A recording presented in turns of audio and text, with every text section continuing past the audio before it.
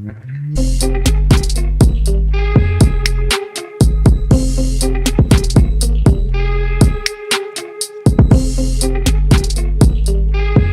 we go. Friday, March 25th. It is another ETR release show with covers. He is Drew Dinkmeyer, and we're into show number 4. The first 3 shows, 1 win, 2 wins, 3 wins, and a very sweat-free win, to say the least, on Wednesday with the cash coming about 4 minutes left in the third quarter, 5 minutes left. Your projections, not only with the bet, but with Dinwiddie as well, spot on. Has to be great when you see the handicap validate the bet as much as it did on Wednesday night, doesn't it? Yeah, it's really fun when you get the numbers really close, like we did. And we basically said, Dinwiddie just shouldn't have a huge advantage over Brunson. He ended up outscoring Brunson on the PRA by 1. He shot much more efficiently than Brunson, which was the main catapult there. He also played 5 more minutes than Brunson. Brunson only ended up playing 29 minutes because of the blowout, which was a risk that we were considering, and it lowered his minutes. But it was really nice. Houston's just really, really vulnerable to penetrating guards, and that's been a fun one to be able to attack all season long. It's nice when you get it without Luka, and you kind of get a line shuffle that the books have to try to adjust. It was fun to watch that happen in real time, and I think we're going to see the exact same thing happen again in just a minute or two when we ultimately get to the bet. But we're seeing a lot of people watching the stream right now. I bring everybody speed on what we're doing, why this is important, and first of all, why it's different. Drew Dinkmeyer, as successful as they come in daily fantasy sports, everybody watching the show should know that, but also the team at ETR putting together the best player projections for the NBA, for the NFL, for multiple sports, and this show utilizes those projections to find the prop bet that everybody can bet on. Now, when it comes to prop betting, the markets tend to be a little bit more volatile because the books have to set so many of them, and it's very difficult for them to compete with guys like Drew and the team at ETR. So these lines are going to move very quickly.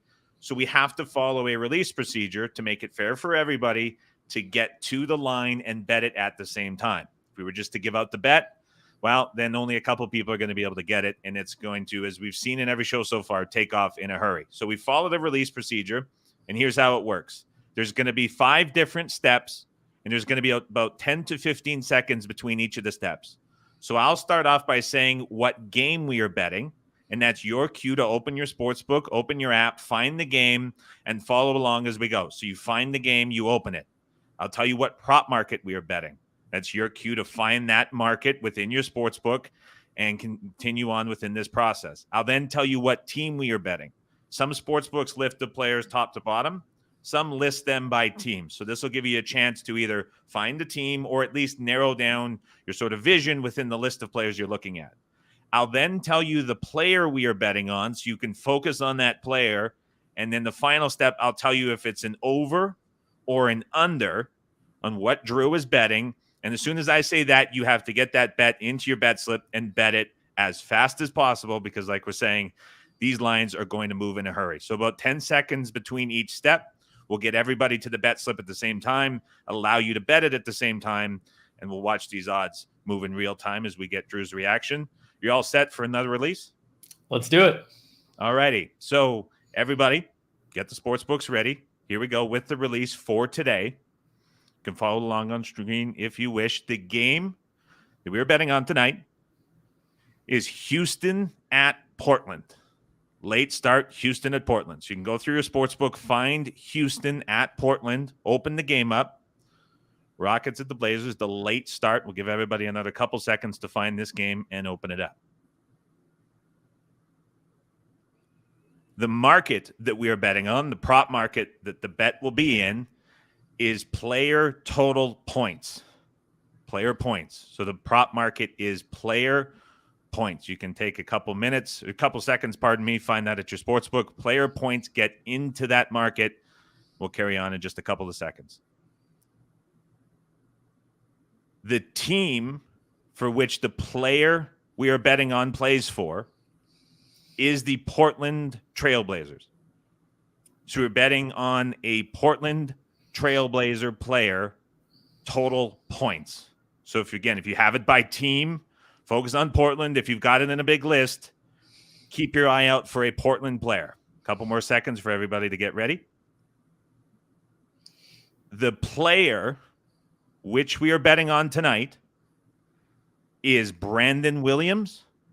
We'll give everybody a couple more seconds to find Brandon Williams, and then we will say what the bet is.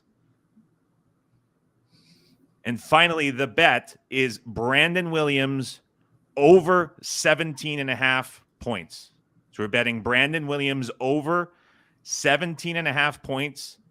As we see on the screen, the line is -112. It is as high as -120 at a couple of other sports books, but you can definitely shop around. I'm curious in the chat, as you're seeing Brandon Williams over 17.5, what were you able to get? Where were you able to bet it? What number were you seeing? Let us know in the chat. There's a live chat option on the right side of the app. Tell us what you're getting. Kellen Walsh, again, has been able to get a really good price all three of the shows so far, -112. So he's betting it at FanDuel. We're now seeing in real time this is up to -146, some -120s elsewhere. Another person was able to get -112. Here we're seeing now on the screen 18.5. So the game, or the prop has gone up a point from 17.5 -112 to 18.5 -146. A lot of people able to get this FanDuel bet at 17.5. So that's fantastic. -125 on Will Hill. Yuck for Ryan Schultz. Well, that's what you get for playing at Will Hill. A lot of other books showing points bet 17.5 -115. So a lot of people able to get this now up to 18.5. We saw some other players shift around. Drew, when you're looking at Brandon Williams, some interesting things in terms of the lineups, but what are you seeing tonight with Williams in this over? Yeah, so the big thing, again, attacking Houston guards, it's going to be a theme, two plays in a row, so hopefully we'll have the same level of success here. But really with Brandon Williams, the shift when they brought in Chris Dunn, who's been a threat to Brandon Williams' minutes, is not going to be as big of a threat to Brandon Williams' minutes tonight because both Josh Hart and Justice Winslow are out. When Justice Winslow got hurt last game, Brandon Williams started the second half as the two guard.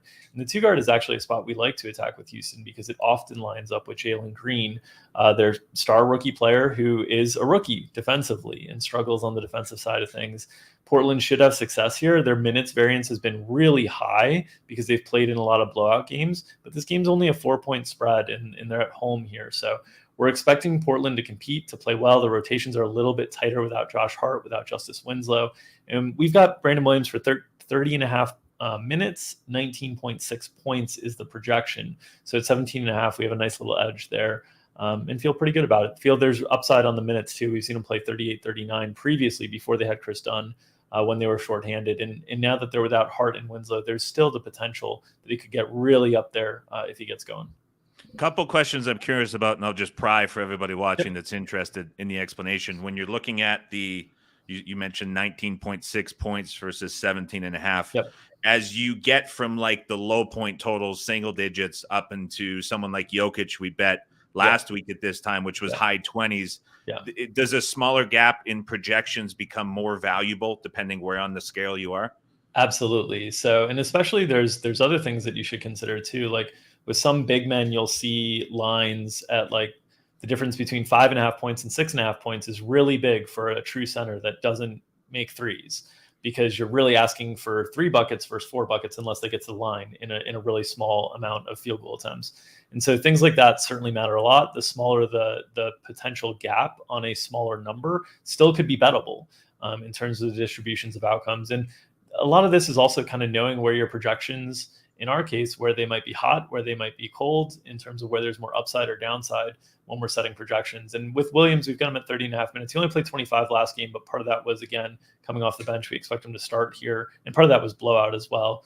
And so we think where our minutes are set actually has a little bit more room to the up than the down.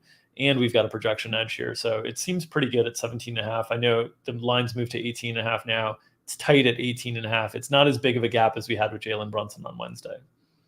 But still more than valuable at the price that was given. Brandon Williams over 17.5. Couple more comments I just wanted to address before we go, as we're seeing the number now up to 19.5. So a 2-point move on the prop at some books. People were mentioning that some books were pulling the name of the player, both the over and the under. That's something we're going to monitor. We know that there's sports books watching this show. We know that they're following along. We've seen that with other release shows we've done at Covers. We just have to work through and perfect the process as we go.